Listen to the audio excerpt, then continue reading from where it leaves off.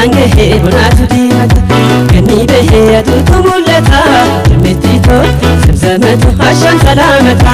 Jimmitito Zamzamatu Hasham salamata Kahiri hugara maribata Range bonatu dimata Gani behe adutu mulata Jimmitito Zamzamatu Hasham salamata Jimmitito Zamzamatu Hasham salamata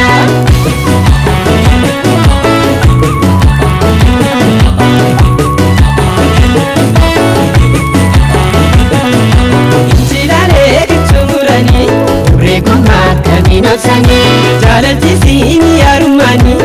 tatapa biranani bayai kota rabani mashogaro yofikabani ambarundo mi mandarini tukani yodandamani mashotu yafanusi fanusi shikijima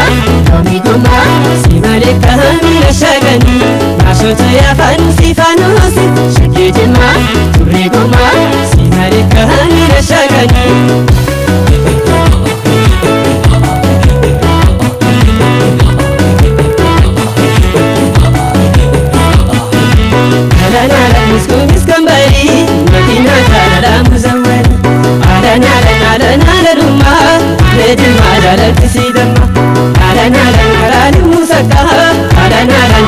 Bayata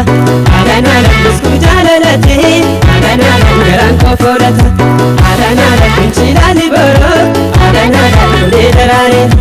alana kuchu ko sidabe alana dole marade alana bakaro lalo alana betin tafende alana babaru bamaro alana betin kabden beti alana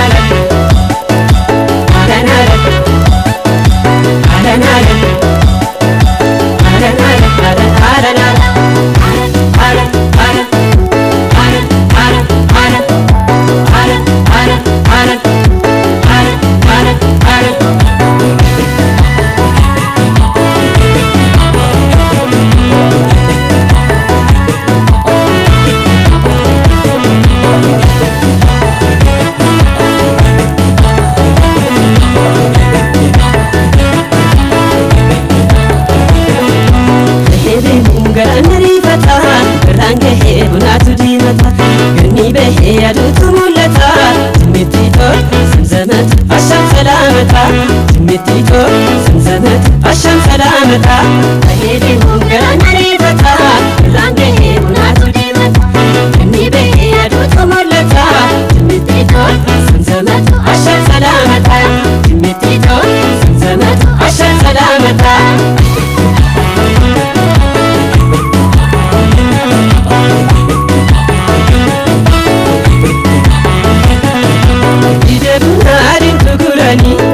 Kenya ade galbini shakki bega mabarani arada si kamintani girmata horin gabagala situ bichu tawajalala turbijini mantina wala sida be kamitambula mashoto ya fanusi turbijima omiguma arada kohoti sinabala mashoto ya fanusi turbijima omiguma arada kohoti sinabala